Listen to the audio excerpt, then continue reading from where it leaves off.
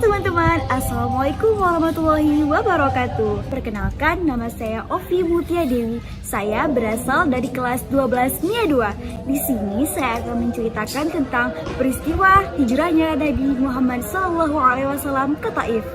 Yang pertama, bagaimana sih perjalanan Nabi ke Taif? Yang kedua, apa sih tujuan dan penyebab Nabi hijrah ke Taif? Yang ketiga, tantangan dan rintangan yang dihadapi oleh Nabi Muhammad SAW.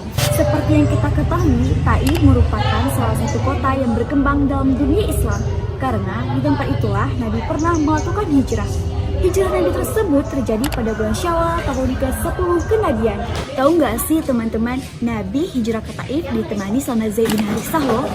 Mereka menempuh jarak 60 mil atau 97 km yang hanya ditempuh dalam waktu 4 hari saja loh teman-teman. Wow, luar biasa. Kalau kita mah tanpa sanggup. Dan tandai Nabi berangkat tanpa beralaskan kaki. Nah, kita pasti bertanya-tanya nih, kenapa sih Nabi melakukan hijrah? Lalu bagaimana sih peristiwanya? Ingin tahu kan? Simak terus ya video ini.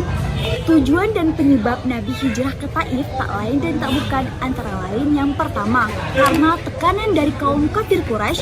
Yang kedua, untuk menghilangkan rasa sedih yang ada di hati Rasulullah karena meninggalnya dua orang yang dicintai, yaitu Khadijah dan Abu Thalib.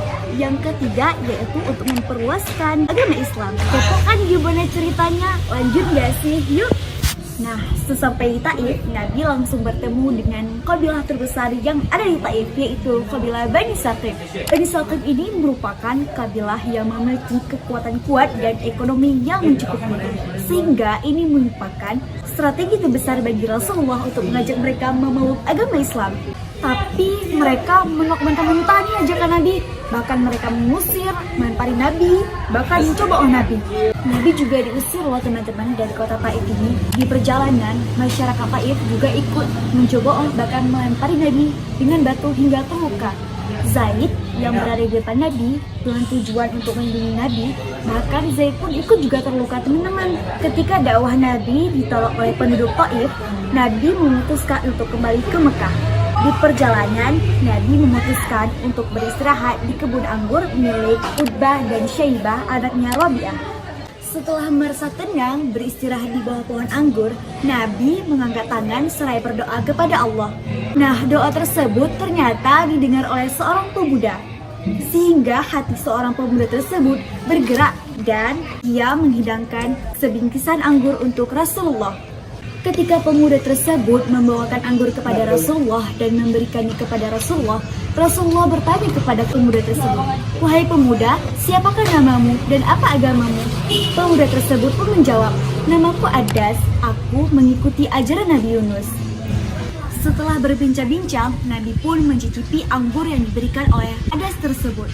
Ketika Nabi ingin memakan anggur tersebut, Nabi mengucapkan Bismillahirrahmanirrahim.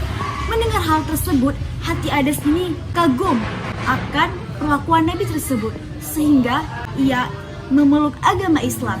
Nah, tempat pertemuan antara Abbas dan Rasulullah tersebut diabadikan oleh masyarakat setempat dengan dibangunnya masjid yang bernama Masjid Adas. Gimana teman-teman, seru kan ceritanya? Sampai sini dulu ya, kapan-kapan lagi. Assalamualaikum warahmatullahi wabarakatuh.